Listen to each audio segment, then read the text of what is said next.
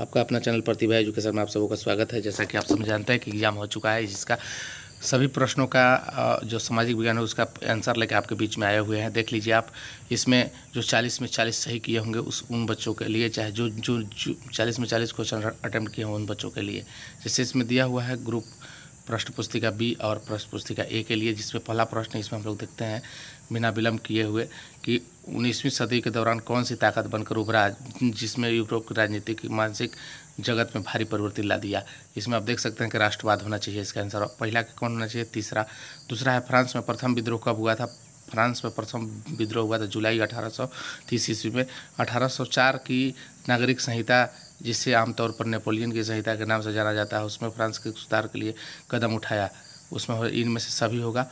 Question number आप देखिए इसमें 4, 1917 में गांधी जी ने खेड़ा के किसानों की मदद के लिए सत्याग्रह का आंदोलन दिया था।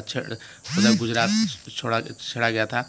आगे है साइमन कमीशन भारत क्यों आया? साइमन कमीशन संवैधानिक व्यवस्था की कार्यशैली का अध्ययन करने के लिए आया था, लेकिन यहाँ आकर अपना बिजनेस बढ़ाने लगा।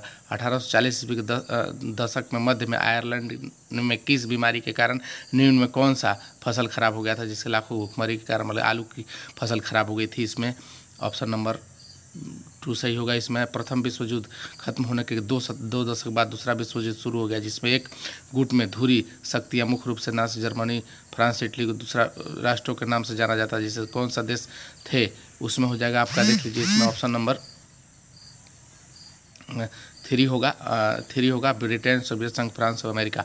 अब आगे देखते हैं क्वेश्चन नंबर आपका 8। 1929 में आर्थिक मंदी के कारण दुनिया के ज़्यादातर हिस्सों में निम्नलिखित किसने भयानक गिरावट आया था? इनमें से सभी। रोजगार में, उत्पादन में, आय में हुआ था। आगे देखते हैं बुनकरों को कच्ची कपास की समस्या का सामना क्यों करना पड़ा था? कच्ची कपास की समस्या क्यों सामना करना पड़ा था? निर्यात में वृद्धि हो गई थी, इसकी वजह से समस्या उत्पन्न हुआ था। आगे देखते हैं हम लोग क्वेश्चन नंबर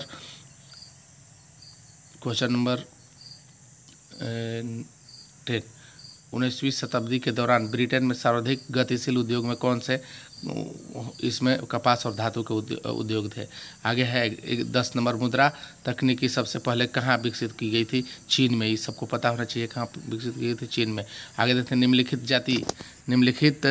जातीय आंदोलन में मराठी प्रणेता कौन थे? उन्होंने पुस्तक गुलामी की जाति प्रथा का तैयार किया था। उसमें होगा ज्योतिबाई फुले ने बहुत संघर्ष किया और सभी लोग को बाहर ले गए। समझदारी के आधार पर संसाधनों को कई बार 2 भागों में बांटा गया, नवीकरणीय और नवीकरणीय। संसाधनों का धुआंधार शोषण के किस प्रकार का वैश्विक परिस्थिति संकट पैदा हो गया?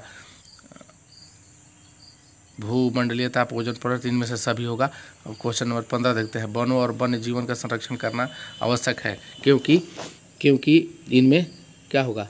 परिस्थितियाँ विविध पाई जाती है, जीवन जलवायु मृदा बने बेहतर जनने के लिए वनस्पति जीवन, इनमें से क्या होना चाहिए? ऑप्शन नंबर इसका 4 होना चाहिए। इनमें से सभी होना चाहिए। आगे है क्वेश्चन नंबर 16। वन और वन्य प्राणियों के संरक्षण के लिए किस प्रकार के वनों का सर्वाधिक मूल्यवान माना जाता है? आरक्षित वन जहाँ होता है, जहाँ पे कोई नहीं जाता है, वहाँ पे वन्य जीवन रहते हैं। प्रचुर मात्रा में जल उपलब्ध होने के बावजूद जल किस कारणों के प्रदूषण मानव उपयोग के लिए खतरनाक होते हैं? इनमें से सभी होते हैं। आगे देखते हैं 18 नंबर, मानसून के आगमन के साथ जो फसल बोई जाती है वे किस प्रकार के फसल के अंदर? खरीफ फसल के अंतर्गत आते हैं। पवन और सौर ऊर्जा संसाधनों की बहुतायत भारत के किस राज्य में अधिक पाया जाता है? राजस्थान में पाया जाता है। कहाँ पाया जाता है? राजस्थान में पाया जाता है। ये सबको पता होना चाहिए, आपको बता दिया गया था। जल और उर्वरकों के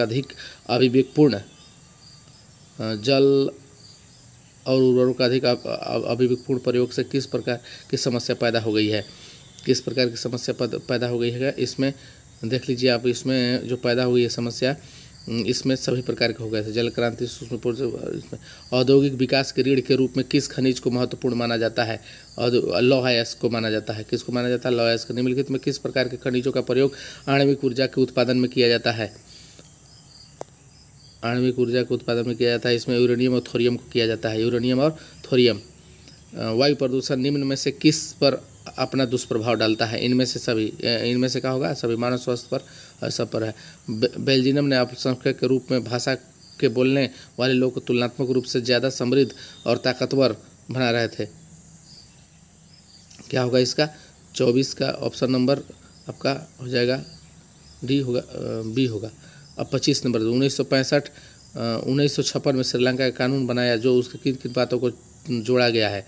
इसमें होगा सिंगली परिवार के एकमात्र संभव, इनमें से सभी होना चाहिए। 26 का सभी है।